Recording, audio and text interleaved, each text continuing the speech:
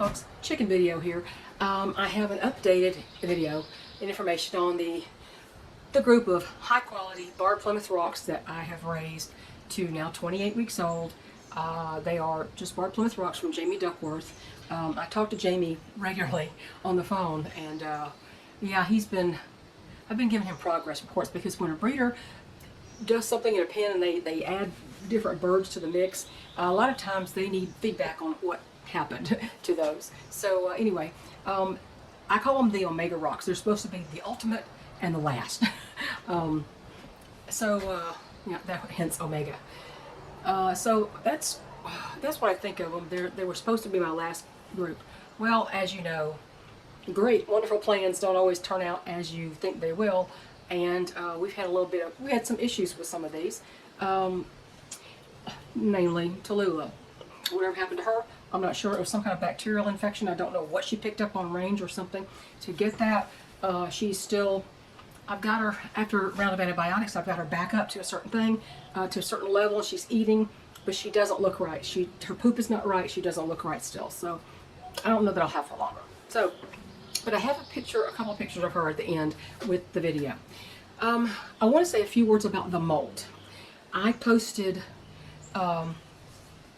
did I post a picture? Oh, I posted a quick little video of Maddie, who is 8 years old. She's from a different line of barred Plymouth Rocks, from a breeder, Jill Burke, up in New York. The eggs that her parents came from were gifted to me by a wonderful friend of mine on backyardchickens.com. And I raised them up, and of course, Hector passed away about 3 years ago. And I'm left with his last original hen, Jill, and her daughter Maddie. Well, Maddie's 8, and Maddie is, she's not having a good molt. This molt is very hard on her. She blew basically half of her feathers in one day, overnight, just gone. They walk and feathers fly off of them. The molt is a natural process for avian species. They molt once a year generally, and they can go into a forced molt with certain conditions are right, like they have, I feel like something's in my mouth. Oh, I don't know what that was.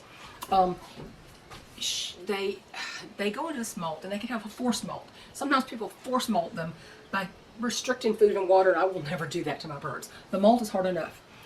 The problem with the molt is it takes a lot of protein to grow feathers back. They blow these, and that's it. And they feel prickly, and they're cold because they're missing feathers, and they also they just don't feel comfortable. If a chicken that normally likes to be picked up, they will shun that, because it's very uncomfortable to pick up this chicken with nothing but quills coming out of her skin.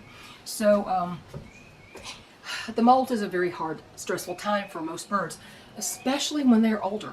Maddie's 8 years old. She is extremely elderly by normal standards. Not by the standards here, because I've had them up to 10, 11, 12, 13, and 14, up to 14 and a half years old is my oldest live hen so far.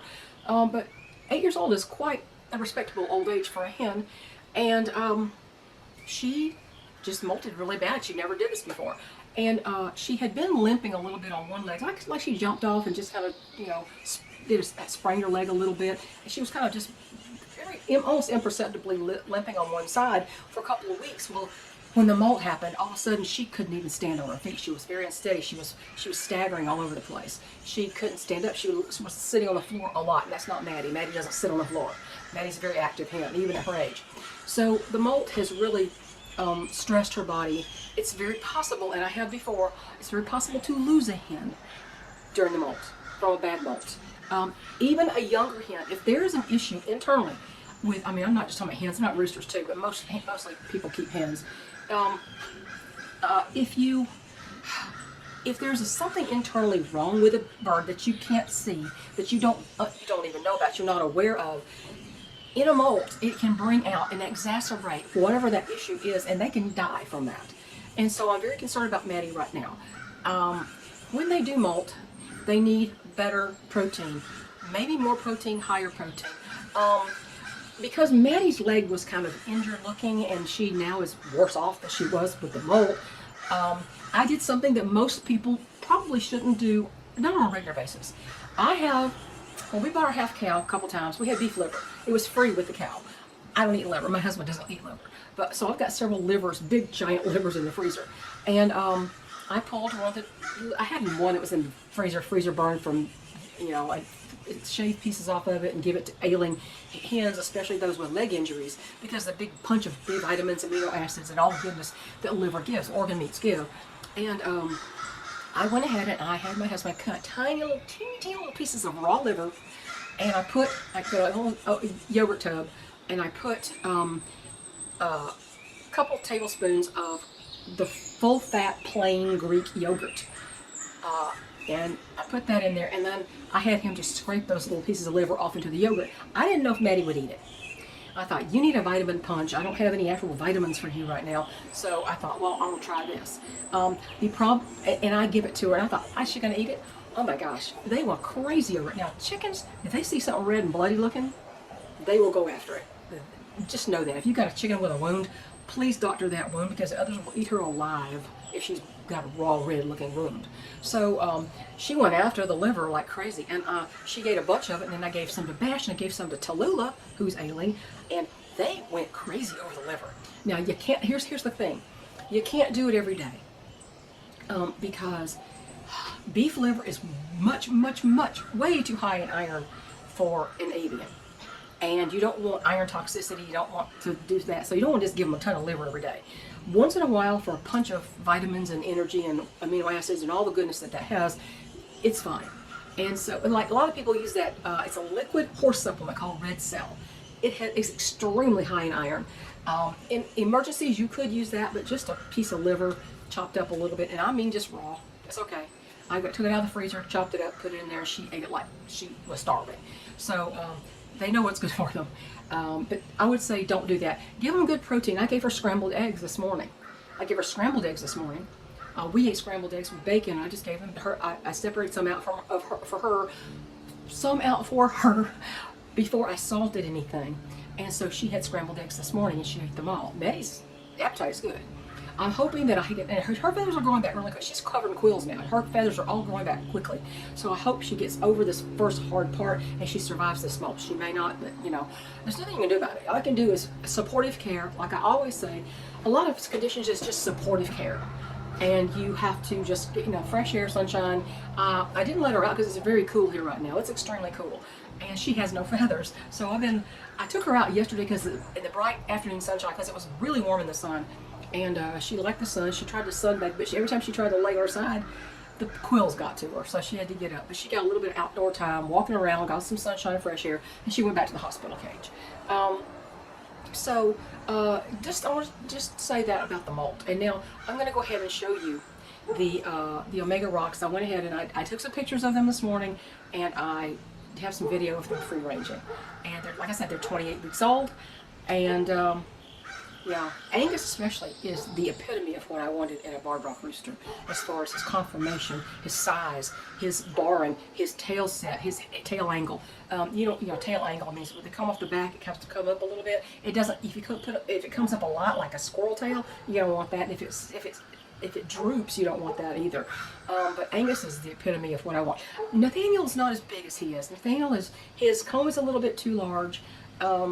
And his body is not nearly as broad as Angus, and it's just he's not perfect, but he was the best. Those two were the best of what I had, except for Duncan, who had to go because Duncan began attacking my feet. These birds are quite different than the ones I've had before. The males aren't overly aggressive, but they're also not ultra friendly. They'll both eat out of my hand. Don't get me wrong, they will. But they tend to want to challenge me. Okay, well, Nathaniel does. Angus has kind of learned he's not going to challenge me, and he's doing pretty well so far. But like I said, they're still young. They're not mature yet. They won't be mature until they're about a year old. They won't be called a rooster. They're called cockerels until a year old. So anyway, let me let you go. Watch the video and see what you think, and comment below. Bye, y'all. Hello, big Angus. Yeah, hello, handsome. Yeah, it's a handsome boy. I tell you what, comparing, if I could get them to stand together, it's just rare. He's not a bad size, but this boy over here is massive. He's broader, he's taller, he's just bigger overall. He's got more mass than Nathaniel does. Nathaniel's got a bigger comb, which is not the best. I like he's got more of a close to perfect comb right here. I think the blade might could hug his comb, his back of his head a little bit better, maybe, but it's not bad. Yeah, so I don't know if we can even see the difference in these two. They're so far apart. They turn over their chest to you, you can tell. Boy, this allergy I've got is driving me crazy. I'm lucky if I don't choke to death coughing over here. Okay.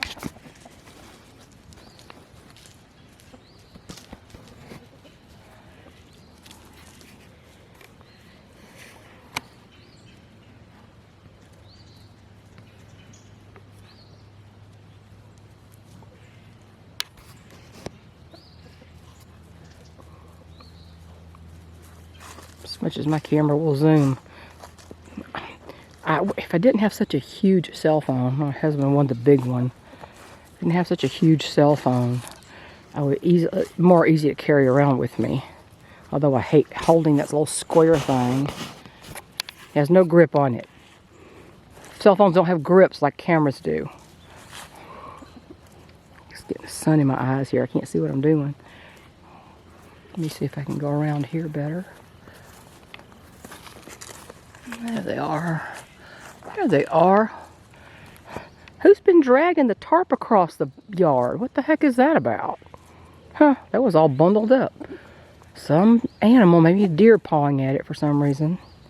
Who knows? I don't know. That's as far as I can zoom. I can't zoom up like I can with my cell phone. Let me see.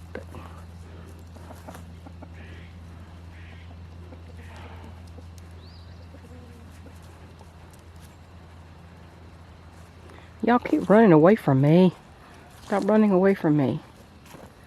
Stop running away from me.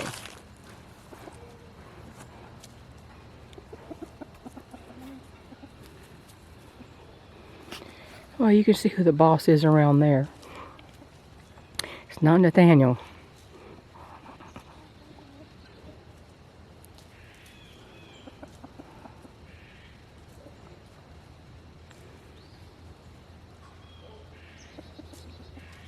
Tallulah still is not doing well. I don't expect her to live, honestly. I don't know why. I've done the antibiotics. She was better. She's eating better than she was, for sure. But her comb is very pale, off color. She's weak. She's thin. She hasn't laid yet. The other three have been laying for a couple weeks. I don't know. 2 boys is too much for 3 girls. Way too much, especially these big boys. So I don't know what I'm going to do about that. I try to keep the Easter eggers in there with them, but they don't even get near the Easter eggers, and the Easter egg girls avoid them.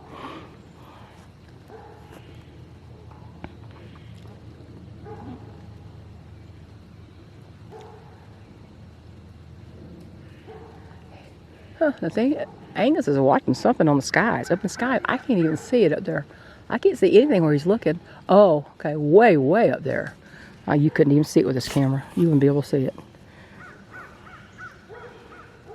On guard. Yeah.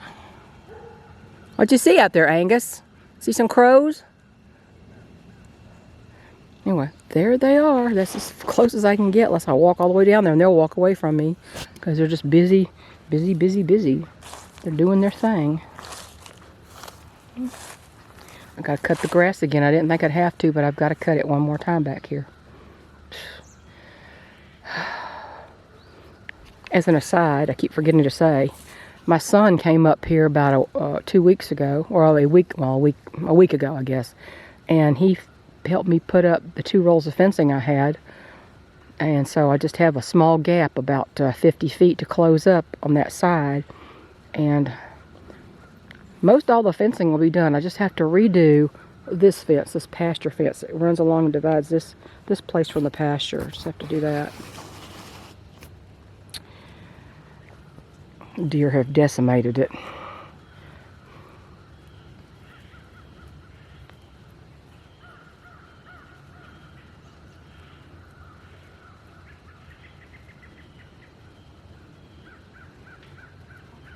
They love eating the seed heads off this grass back here. And my compost pile is kind of overrun with tall grasses in there. I need to take the fence down, use a mower to cut around it if I can, then put the fence back, which is a big pain in the rear. Oh, yeah, I see something. I see something up there. Yep.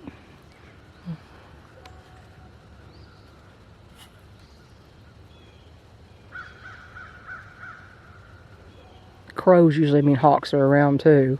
Seems like they always, like a package deal, it seems like to me. I think this is hawk migration time. I'm not sure. Redtails don't leave here, I don't think, though. They don't migrate anywhere. They stay here, as far as I know. Anyway, there are the Omega rocks, except for Tallulah.